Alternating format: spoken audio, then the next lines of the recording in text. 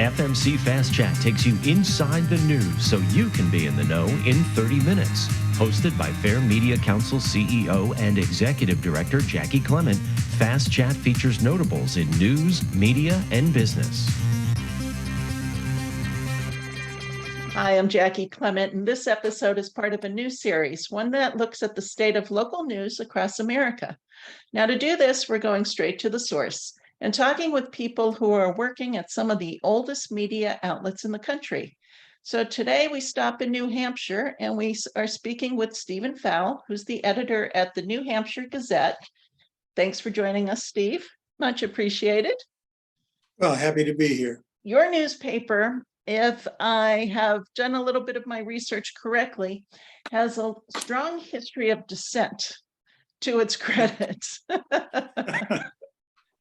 So I very much look forward to you explaining to me about your newspaper and very much about its history, because we're going back to before the American Revolution, I think, right? We sure are. In fact, it was an act of defiance that got this paper started in the first place. We need to go back to Boston in 1754.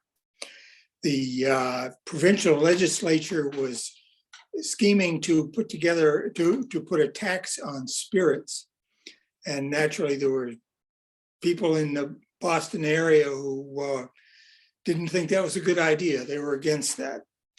They went to a local printer who was not a very prominent printer, and they got him to print a pamphlet for them called "The Monster of Monsters," and it was a really an eye-popping satire aimed at the members of the legislature, and it said all kind of scandalous things about them and suggested even more.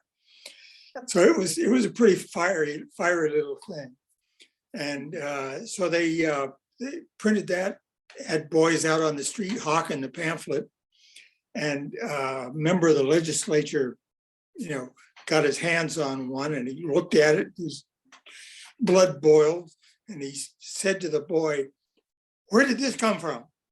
And apparently there were several boys selling it, and they had all been instructed, if anybody asks, to just look at the inquirer with an innocent look on their face and say, "It fell from the moon," which of course went over really big, Yeah. So the thing is, the guy who printed that was Zechariah Fowle. His brother, his older brother, Daniel, was also a printer. But I think they had Zechariah pretty well pegged. I think that they knew that it was him who did it. But they also figured, well, Zechariah being he wasn't thought of all that highly as a printer. Daniel, on the other hand, was an up-and-coming, hardworking, well-respected business person. And he was also fairly recently married to the daughter of Hugh Hall, who was a very well-off merchant and, among other things, trader in enslaved people in Boston. His daughter, Lydia, had married Daniel a couple of years before. And Daniel had, as I say, was not involved in printing The Monster of Monsters, but he did lend his enslaved pressman, Primus, to his brother Zechariah, in order to get the job through the press. So, so the legislators are just hopping mad about this thing. And they sent the bailiff out to bring in whoever printed this thing. Well, they go to Zechariah's print shop, and Zechariah is a very peculiar guy. He was He was nervous. He was sort of, there was something strange about Zechariah. We don't have, he was, they didn't have our language then to describe him. But the bailiff went to get Zechariah, and Zechariah fell desperately ill with a fit of the colic, whatever that is. So, but as I say, they had reason to suspect that Primus had helped print the thing. And so they said, well, let's get Daniel. Let's drag him into the State House, the old State House. Now we call it the old State House. In those days, it was the new State House in Boston. And they drug him up before the legislature and they interrogated him for hours. They didn't like his answers. He didn't like their questions. They sent him up to the attic to cool his heels for a while they debated what to do. They brought him back down. They interrogated him more. And he gave him some fairly sassy answers. One of them accused him of lying, and he said something to the effect that I know what a lie is as well as you. And the end result of all that, they threw him in the stone jail along with murderers and thieves, and just so he was there for days. After a few days, some people's heads cooled off a little bit, and they said, well, maybe you've learned your lesson. You're free to go. And he said, you put me in here most publicly. You can escort me out the same way, but I'll not scurry away in the middle of the night to make life easy for you. And he stayed there. Meanwhile, being the kind of guy he was, he had a pen and paper with him, and he's furiously making notes about this whole episode. Well, finally, after he's been in for about 5 days, he gets a note from Lydia. He was very touched by it. Apparently, they were just extremely devoted to each other. And this is the worst part of it. We think that she was pregnant at the time. Okay. And she had been pregnant, lost the child, been pregnant, lost the child. She was a very delicate constitution, as befits, the daughter of a vastly wealthy man, Yeah. And so she sent him a note and said, I don't think I'm going to live if this goes on. Mm-hmm. So at that point he says, okay, I'm out of here. But it wasn't like he was going to, he was not a man to let bygones be bygones. He wrote a pamphlet titled "A Total Eclipse of Liberty," which was a just indignant charge against the legislature for what it had done. And he read them chapter and verse of all the reasons why what they did was just completely off the books, unreasonable, unwarranted, illegal. He just went after him, hammer and tong. And then following that, he sued them. He said, this isn't right. I'm not going to let you get away with this. Well, that suit dragged on, and eventually he was not able to get any sort of satisfaction from them at all. Okay. So that took up quite a while. Finally, he said, "Okay, that's it. I've got better opportunities elsewhere," and he left Boston, came to Portsmouth, New Hampshire, established the first print shop in New Hampshire.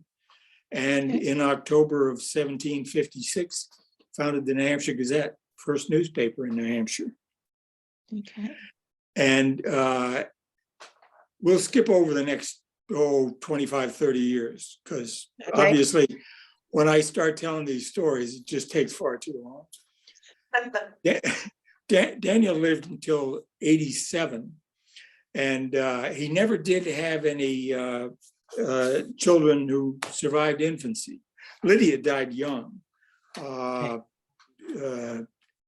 or 6 years after they got up here.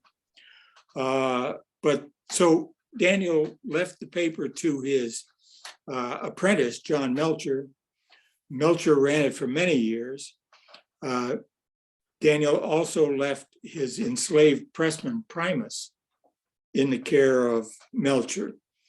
Primus outlived Daniel, and also we have reason to think that we know where Primus is probably buried. Really? Which is more than we can say for Daniel, whose current whereabouts are unknown. So this is a case of that phenomenon that was commented upon after the Civil War. Bottom rail on top. Okay. Okay. So we think that Primus is probably buried over in the Negro Burying Ground, the official title of it, which was discovered, I think it was 2013, over on Chestnut Street here in Portsmouth. Okay. They were digging to put in, to do some underground utility work, discovered a bunch of coffins, looked in the old records. Oh yeah, that's where the old Negro Burying Ground was. Really? So I recommend people Google that. It's now that stretch of Chestnut Street is now dedicated to that site. So it's now a historic site?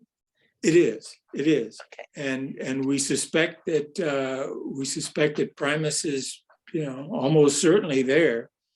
Mm-hmm. Whereas Daniel, I've looked for years in records and can't find a trace of him. He just seems to have vanished off the face of the earth. Not even any unofficial theories as to what happened to Daniel? Well, I suspect what happened was that he might have been, I like to think that he was buried in the old cemetery that's across the street from where the first print shop was. Oh, okay. Maybe they buried Lydia there, maybe they buried Daniel there, and nobody ever put up maybe Melcher was too cheap to put up stone. I don't know. I see. And what became of Zechariah? Zechariah ended up here in Portsmouth. Well,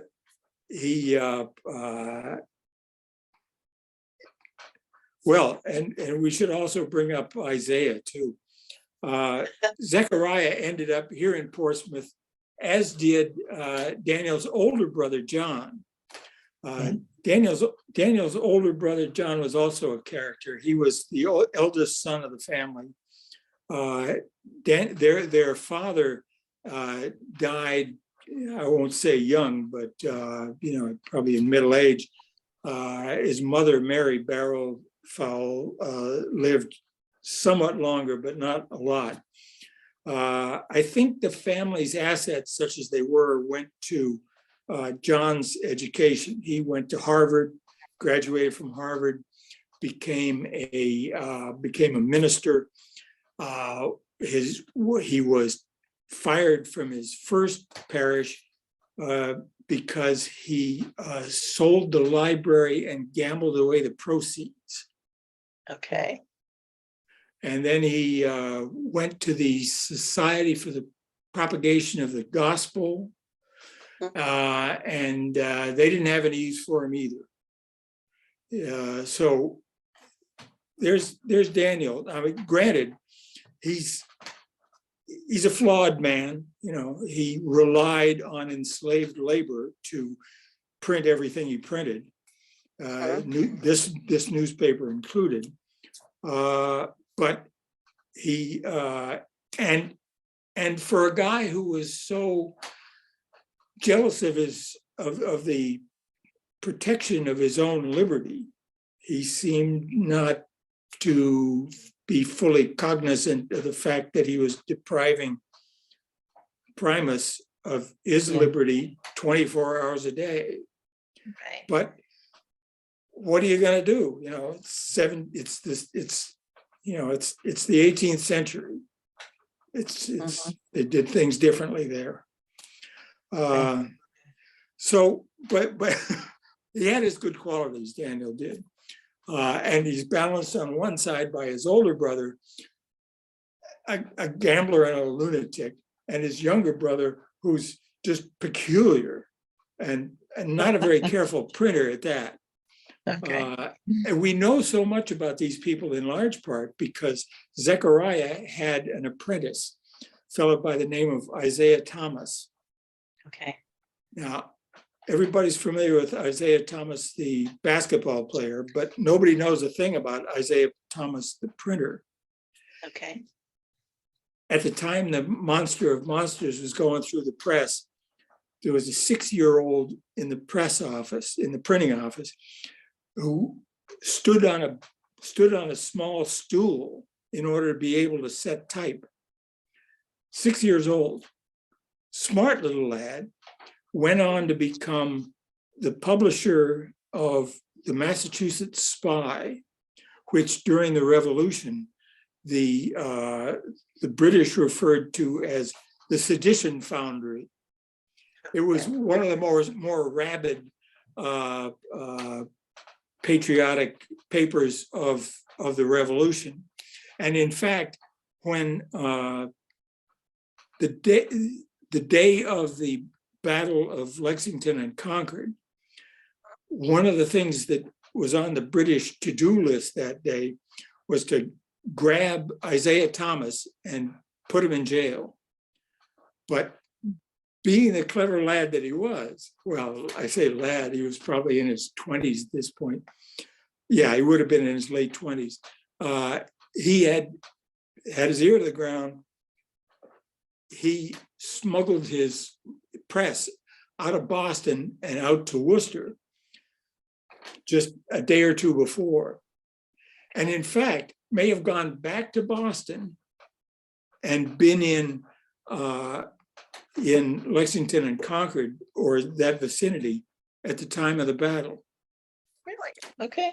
Which is my theory on why the Gazette just, I think it was 2-3 days later, ran one of the first headlines as we think of headlines today, one of the first headlines in an American newspaper. 2 words, bloody news. And it was a pretty accurate account of the battles of Lexington and Concord in the New Hampshire Gazette, just a couple of days later. And I have a theory that what if Isaiah, who had long-standing attachment, and connections with the Fowles, had sent a note up to, from Boston, from Massachusetts, from Worcester, up to Portsmouth and said, hey, get this to Daniel Fowle up in Portsmouth. He'll want to see this. Okay. That may be how it got there. And then just to wrap up with Isaiah, and I know your patience is probably wearing thin at this point, but just to wrap up, one of the reasons we know so much about the Fowles and the Gazette and all these goings on is that in 1810, Isaiah Thomas published a history of printing in America. It was the first history of printing in the country. And of course, he was an eyewitness to some of the early parts of it there. I see. Okay. All right. So take me through this as to how you are related to those Fowles so many years ago. Happy to. Daniel Fowle is my third cousin, 5 times removed. Okay, I don't quite know how that works. Well, it's complicated. It's collateral descent. As I said, Okay. Daniel didn't have any surviving children, but my great times ex-grandfather on my father's side was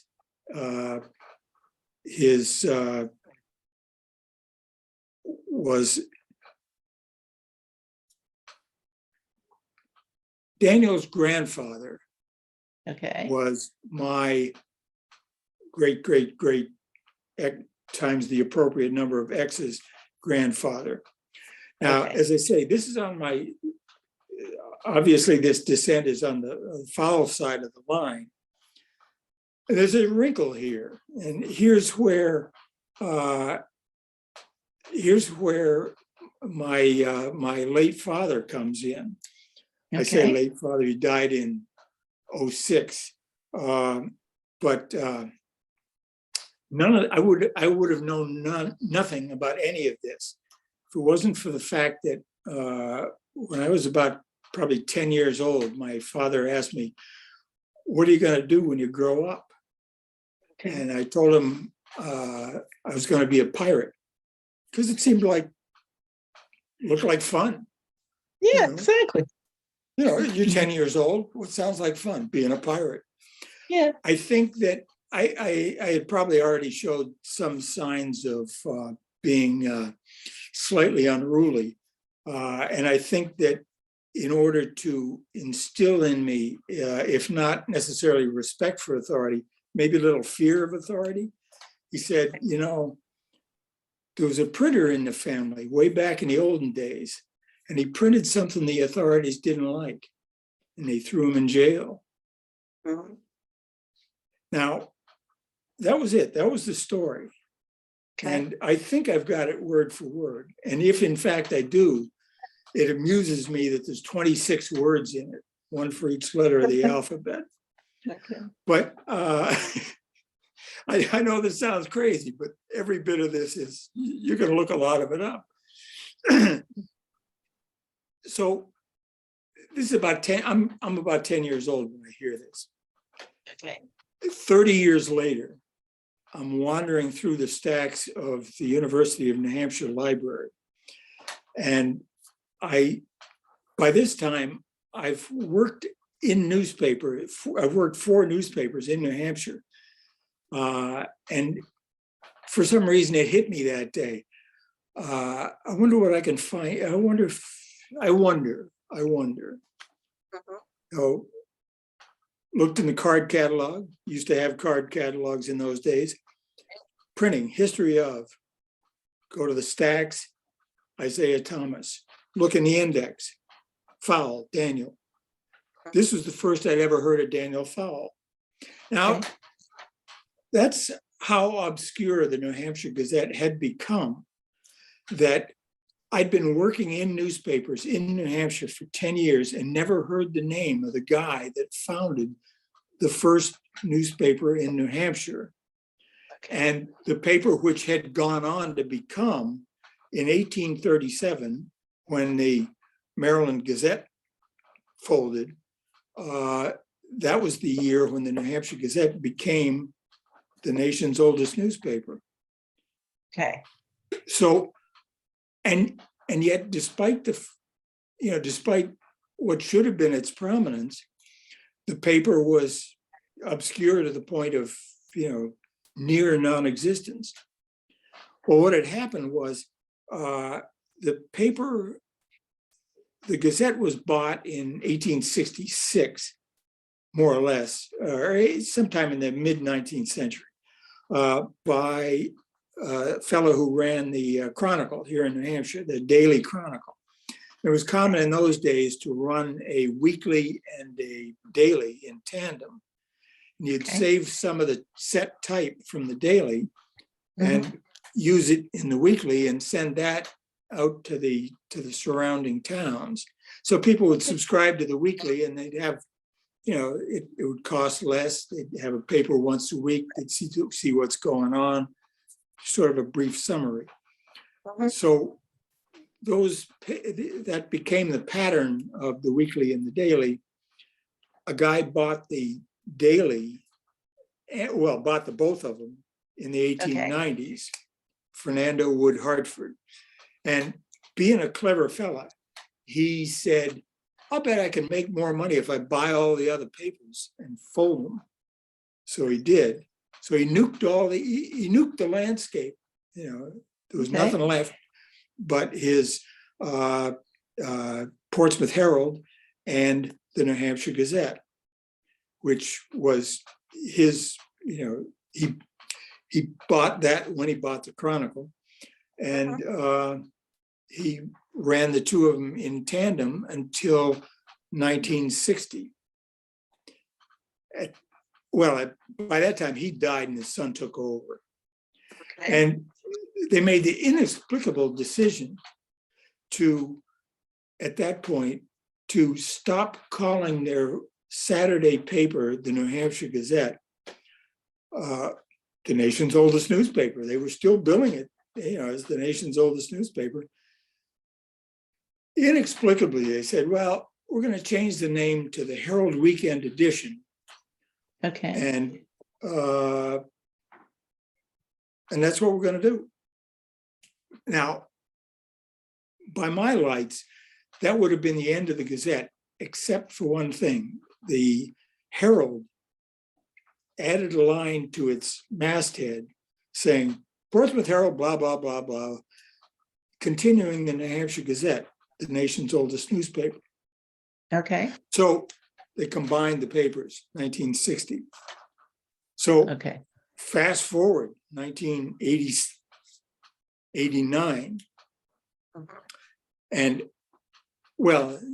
87, 88, 89, during this period, I'm sort of scrambling, working here and there at newspapers, trying to keep body and soul together. And the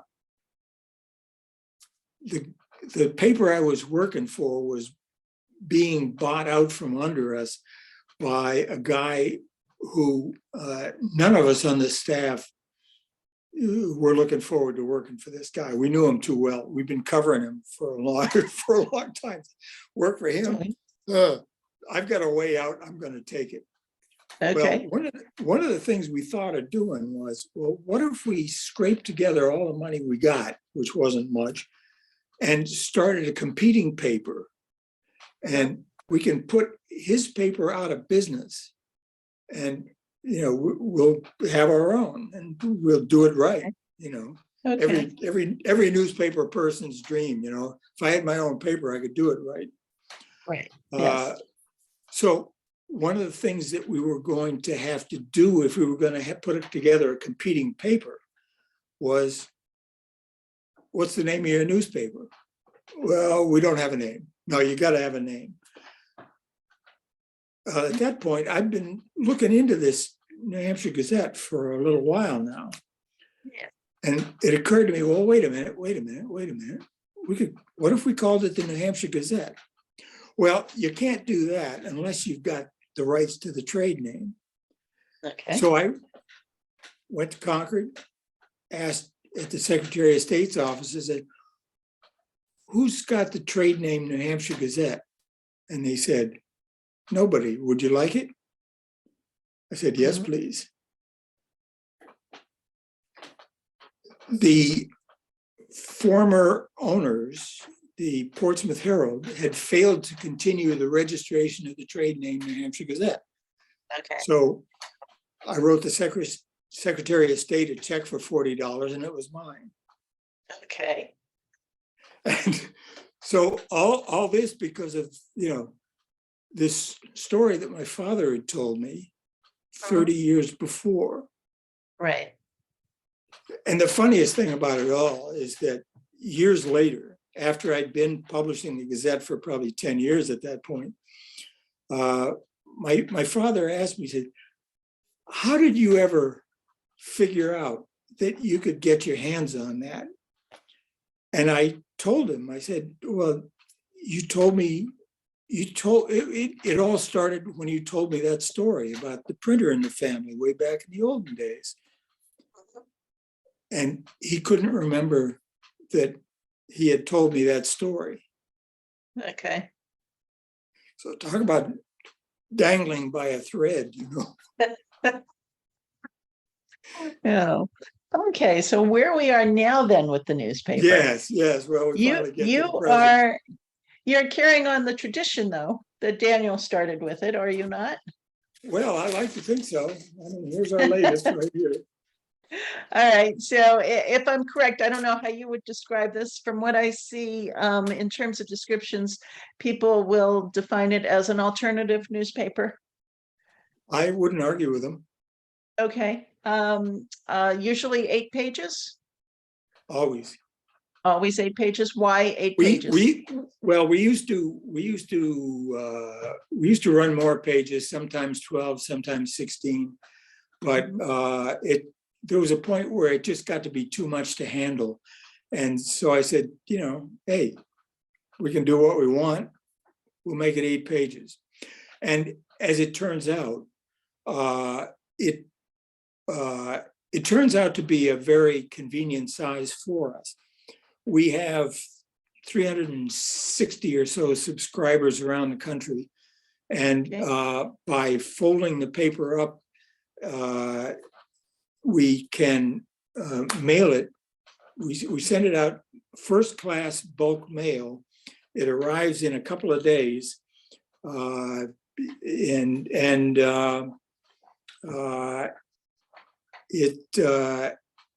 it costs us the cost of, you know, well, 60 cents these days is the cost of 1 ounce. It weighs just under an ounce. That's the point I'm trying to make. It weighs just under an ounce.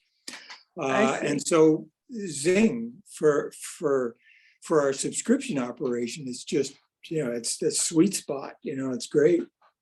I see. And okay. It's big enough so that you can, you know, if you use the space wisely, it's a pretty good read. You know, it'll keep you occupied for a little while, distract you. Well, it won't distract you from the woes of the day. In fact, all it will do is, you know, immerse you further in them. But Okay. but it'll do it. It'll do that from a certain point of view, which may help. Okay. Yeah. And how often do you publish? Every 14 days. It's a fortnightly newspaper. The only one I can think of off the top of my head. Yeah, the only one I know of also. So now what made you choose that? That schedule? Yeah. It seemed manageable. Okay. You've got to, when I first got my hands on the paper, I published it in the form of a, you know what a ledger size sheet of paper is, 11 by 17. Yeah. I was living in Hillsborough, New Hampshire at the time. There was a local print shop. I traded my typesetting skills for their printing skills. And we printed the paper, both sides of a ledger sheet, folded up in a sort of a complicated manner. And I mailed it. I had a mailing list that I had built in order to publish a, well, we're in danger of falling back into the past again. Careful warning, fair warning. There was a plan in 1986 to put a high-level nuclear waste dump in Hillsborough, New Hampshire. Okay. And if you ever want to see a town wake up quick, just tell them, hey, there's a high-level nuclear waste dump coming to town. Okay. Holy cats. You know, I mean, it's a working class sort of a community. You know, there's a few wealthy people in town, but not many. It's people who work for a living. If they have anything, it's tied up in their real estate. It's in their house, whether it be it might only be a mobile home, but you know, if they got if they have any net worth, any wealth at all, it's in the house. Well, guess what a nuclear waste dump is likely to do to that, you know? So so I started a very ill-fated publication called the New Hampshire Home Defender. And basically it took the editorial line, yeah, over my dead body, you will. Okay. And it was, it was poorly thought out. It came together, instantaneously and poorly. But I, in the process of doing that, I built a mailing list. So just to wrap up that end of things, after 6 months of seeing the response from the community, Hillsborough was one of 26 locations around the eastern half of the country that were being considered. And I mean, if you Google this thing, it's like this whole thing just evaporated. It went down the memory hole. Okay. That's how wobbly the whole thing got. But after the government, after the Department of Energy saw the kind of reaction they got, they said, "No, we don't need an uprising." Okay. So they killed that project, and there's still no place to put high-level nuclear waste. And at the rate we're going, there never will be. Okay. Because of that problem. So anyway, when I started up the Gazette in 1990, I used that mailing list, sent out the first copy to 600 people. I think I had 600 names on that list. And I got back a huge, what I thought to be a huge response. I mean, they say in direct mail that any response over 2% is highly successful. I think my response was like 15, 20%. I don't know. Just a whole mess of people said, "Yeah, send me here's my $5, I think it was. Send me the first 6 issues of this thing." And it sort of stumbled along as an episodical for a long time. Yeah. And finally, I got it together to move over to Portsmouth and do the thing properly on a web press. And so at that point, this is all an answer to your question, why fortnightly? Okay. Got it. This is why people so rarely interview me. They said, "Did you see the last time somebody tried to interview that guy?" No, this is fine. So tell me, what is the subscription cost these days? $25 a year. 25 a year for, what do I get, 12? 26 issues. 26 issues. Okay. So describe for me how you would explain your particular editorial slant, if you will. Well, because we're the nation's oldest newspaper, I feel like we've got the license to do just about anything. Okay. And who's to tell us who can't? Okay, fair enough. So give me an idea of what's on your front page.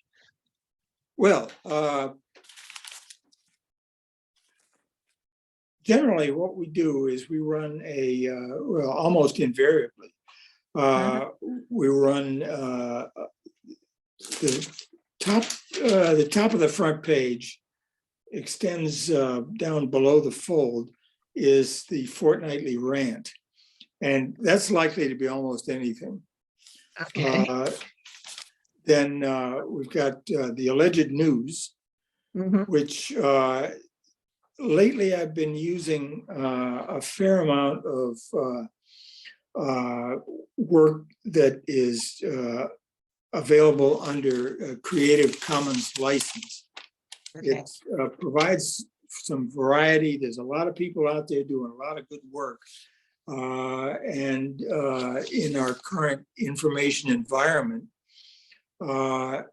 there's, the things have evolved to the point where people do that. and I'm happy to take them up on it because it allows me to fill the paper with stuff that is worth reading. Okay. We've got our own cartoonist, a fellow named Mike Dater, who has a unique talent for just conveying the peculiarity of living in a world that runs the way the one does that we're living in now, apparently. It's a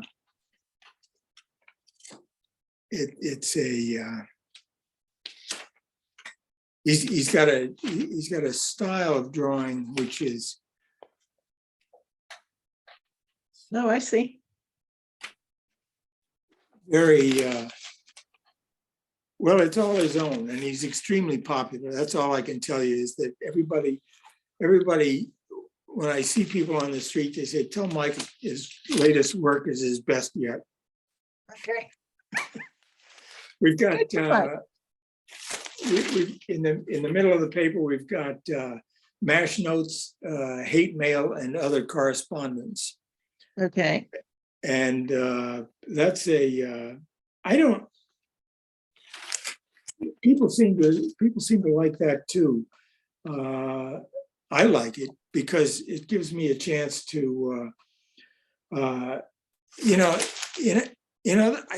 don't suppose in other newspapers, I can't remember seeing another newspaper where the editor responds to generally almost all the letters into the editor, but Okay. I do it. It seems only polite.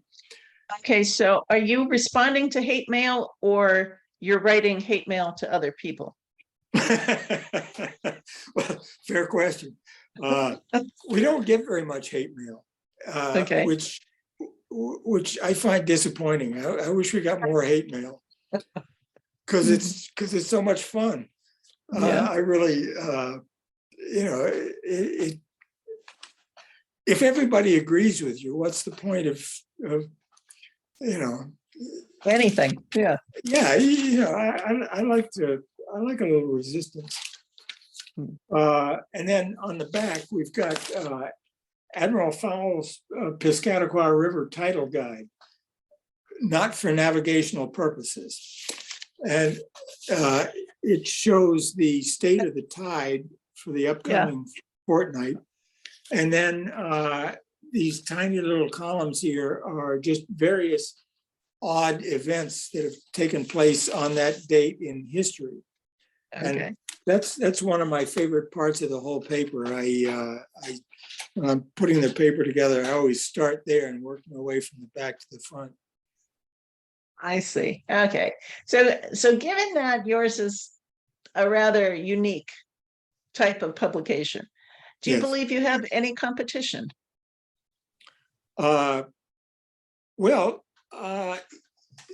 Every paper that I'm aware of is getting a day older every day, but frankly, I don't think any of them are going to catch up. Okay. Okay.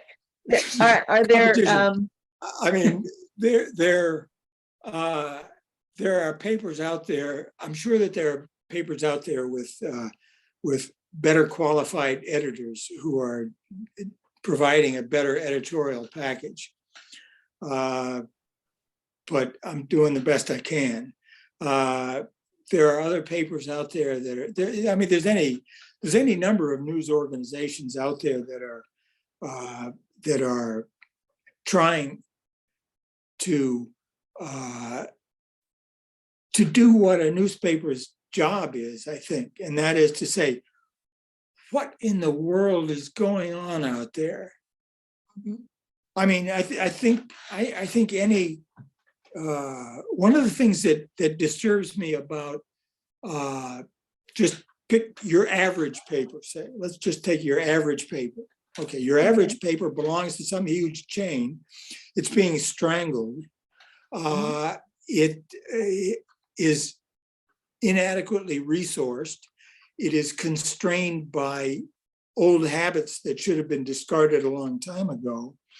And it's afraid to walk up to, it's afraid to confront the monster of monsters, which is whatever the hell is running this country and this world today. Because, I mean, look at the situation. I just ran across a headline just now. The scientific study says, yeah, that Atlantic overturning circulation meridional thing there, the Gulf Stream, the ocean conveyor that distributes heat around the globe is much worse off than we thought. The latest hazard is currents around Antarctica. Is the latest study from down there is just scared the pants off a bunch of scientists. I mean, and yet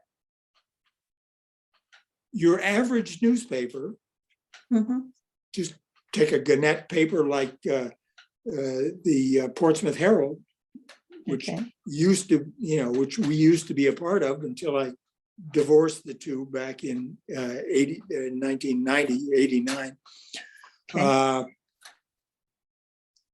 They are, if you saw an editorial in the Portsmouth Herald that said, yeah, one of our political parties seems bent on destroying the planet, and there doesn't seem to be a lot that anybody can do about it. That would, whoever the editor would be fired, the managing editor would be fired, and his boss would be fired. How did how can you let something like that into your paper?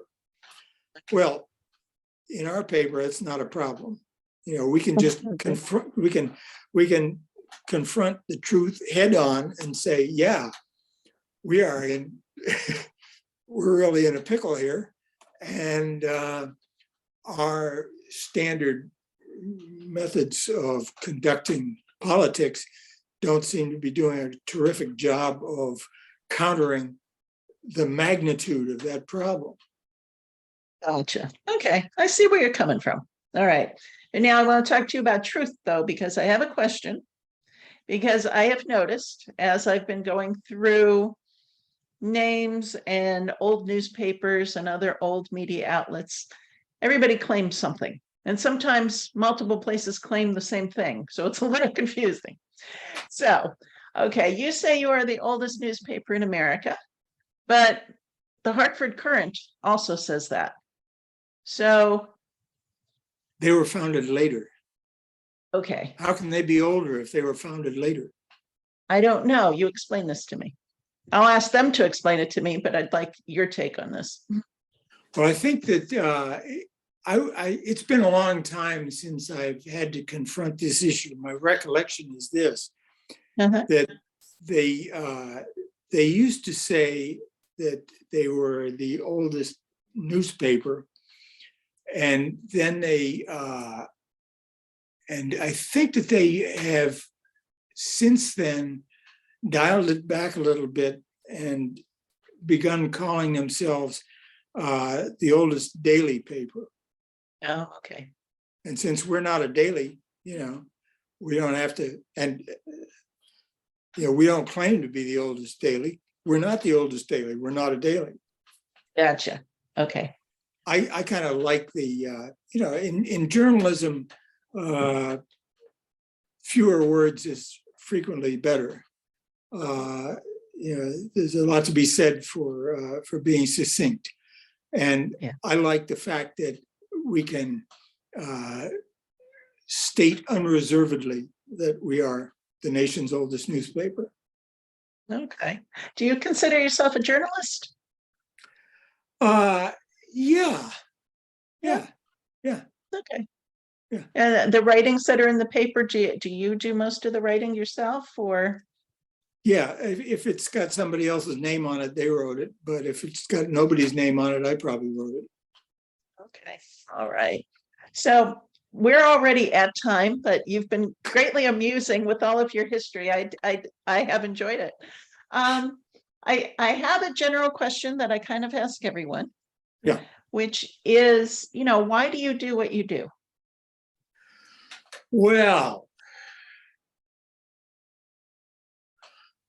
I think the reason, and we're in danger here of wandering down a very dark path into a very dark place. You mean with your answer or in America? Well, with the answer, Okay.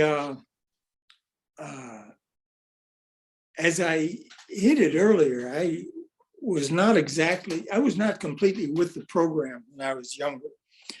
I had sort of a devilish streak in me, and I was not always with the program. I ended up, and we're talking, well, graduated from high school in '66, Okay. applied to some colleges, and they all said, we'll pass. Okay. One thing led to another. I ended up in the Army, and I ended up in Vietnam. And without going into all the sordid details, that was a very eye-opening, as it was for many people, that was a very eye-opening kind of experience. Yeah. And it sort of, have you ever seen a piece of video of one of those huge industrial presses in an automobile manufacturing plant where they like stamping out the hoods of cars? Yeah, it's this mammoth thing, and it comes down with a huge crunch.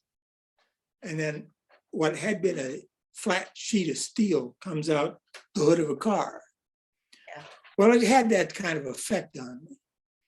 And again, just glossing over some of the sordid details, it took me a long time to figure things out. Long time. And it took me a lot of time in company with other guys who had been through, that particular mill in order to kind of come to terms with it. But, and so for a long time after Vietnam, I sort of bounced around doing, I used to call it taking the geographical cure. Maybe if I go someplace else, I'll fit better on the planet, Okay. Yeah. And gradually it dawned on me, no, that's not working either. And so what it amounts to is that it's an alchemical process. I described this huge stamping machine. That's sort of a mechanical process. It turned out what I needed was an alchemical process. I needed to convert that thing, that experience, into something else. And it turns out that, and it sort of ties together kind of neatly too, because the reason we were in Vietnam was because a lot of people lied to us. And they kept on lying to us all the way through it. And ever since, they've continued lying to us about it and about other things. And so the only antidote for a world that's just overrun with lies is to try to tell the truth. And what better tool than an ounce of newsprint. The Fair Media Council is a 501c3 nonprofit organization advocating for quality news and working to create a media-savvy society. For more information about the Fair Media Council and upcoming Fast Chat shows, check out fairmediacouncil.org.